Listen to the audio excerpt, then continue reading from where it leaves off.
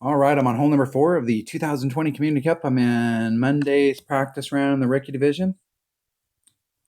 It's my second go around today, so I learned a lot of stuff the first time. I have established what balls I'm using, what clubs I'm using, and now I'm just trying to try and put that together and go out there and make sure that that's right. And I'm starting the basics, just what I could learn from the front round. Some of it's about wind on any of those shots that I hit perfect into the cup. Some of it's about side spin and top spin.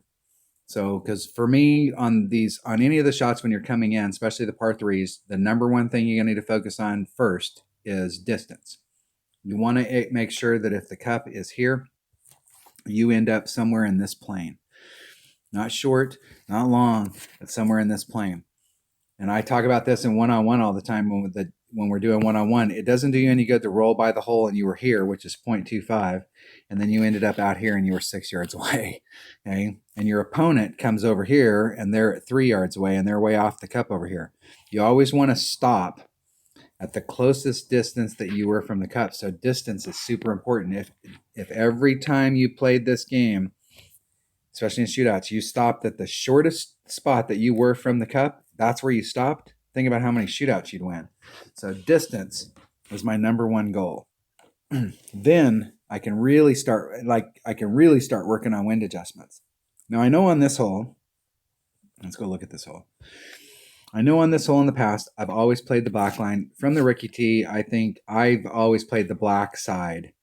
From the second and third tee, I always play the yellow, and I never really play. I'm not a big fan of why in the heck would I bounce over this rough, this sand, this rough to get to this green when I can start over here, I can start over here and go right at it. Typically over here when you're in the upper divisions, you're using a driver. And so this is a hole that in the upper divisions, this is a hole that a Thor's hammer kicks butt on the yellow side. An APOC works. Extra Mile can get it done, but Thor's hammer and an Apocalypse are probably better choices. On the black side, I'm doing the rough bump. I've committed this week that I'm doing the rough bump. And the last 3 or 4 times there's been a tournament I've hit from over here. And this is always a hit or miss hole. And I've always in the past done a 10% wind adjustment.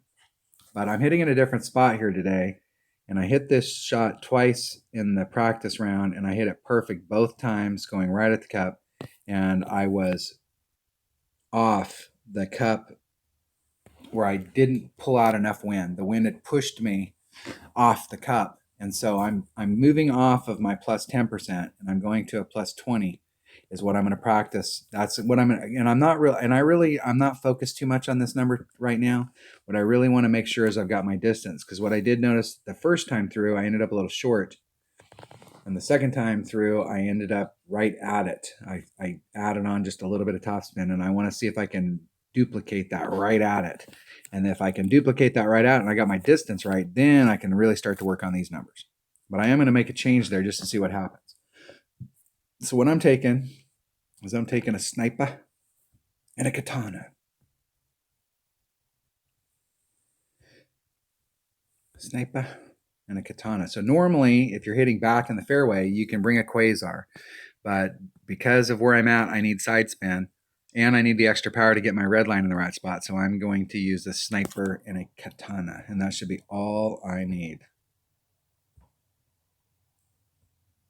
Now, here's what really sucks about practice days is you really want to practice and you really want to go at these holes. And this is the day you get several hole-in-ones and you've already tanked a few shots just so you can practice. So I'm trying to hit a hole-in-one here. And I'm going to be okay if I hit a hole-in-one here, but I'm not going to be too disappointed if I don't. I'd rather save that for another round, but I am trying to go for hole-in-one.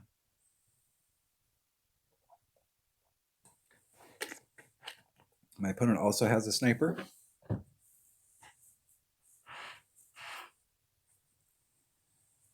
And they're hitting the more traditional shot from back in the distance. Now, when I was hitting out there, I was using 4 backspin, 3.5 left-hand side spin, and going right at the cup.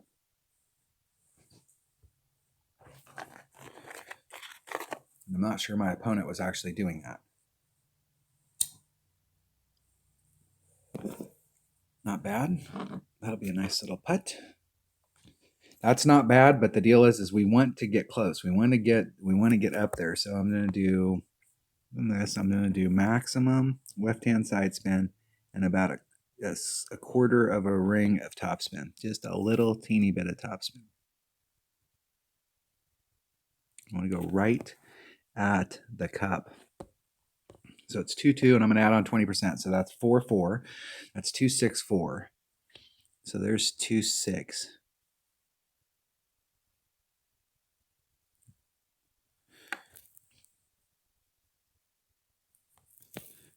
And let's see if we can hit this perfect.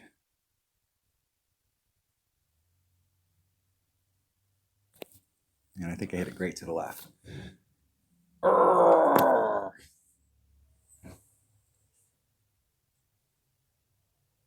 And that is just great to the left.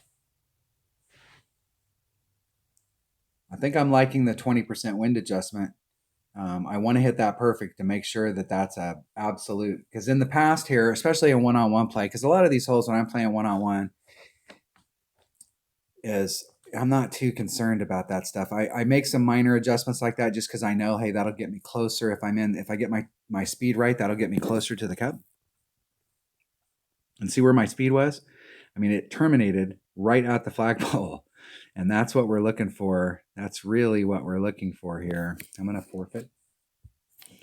Because there's some of the holes coming up at the end of this tournament. I really want to be able to. How did they get a par? Did they tank their shot too? I wasn't even paying attention.